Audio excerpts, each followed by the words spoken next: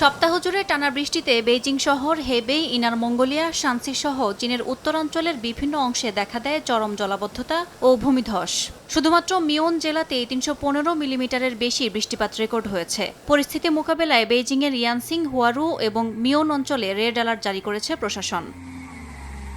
Hebei প্রদেশের ফুপিং কাউন্টিতে ২৪ ঘন্টায় ৩৭৫ millimetre বৃষ্টিপাত রেকর্ড করা হয়। সেখানে নদীর পানি বিপৎসীমা ছাড়িয়ে যাওয়ায় একটি পাম্পিং স্টেশনের বিদ্যুৎ সরবরাহ ব্যবস্থা ক্ষতিগ্রস্ত হয়েছে। বিদ্যুৎহীন ৯,০০০-এর বেশি বাড়িঘর। ভূমিধসে ক্ষতিগ্রস্ত হয়েছে বহু বাড়িঘর ও যানবাহন। জরুরি ভিত্তিতে ৫,৫০০-এর বেশি বাসিন্দাকে নিরাপদ স্থানে সরে যাওয়ার নির্দেশ দিয়েছে স্থানীয় প্রশাসন।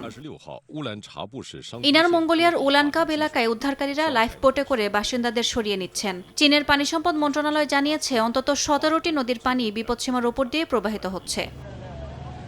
এদিকে ভারতের পশ্চিমাঞ্চলীয় গুজরাট রাজ্যের বানাসকাঁঠা শহরে অতিবৃষ্টিতে প্রধান সড়ক ও আবাসিক এলাকা পানিতে তলিয়ে গেছে। ট্রাক, মোটরসাইকেল এমনকি ট্রাক্টর চলাচলে দেখা দিয়েছে বিপর্যয়। কৃষিপ্রধান এই এলাকায় ভারী বৃষ্টি যেমন মাঠে সেচের জন্য গুরুত্বপূর্ণ, তেমনি দুর্যোগের কারণ বলেও জানান এলাকাবাসী।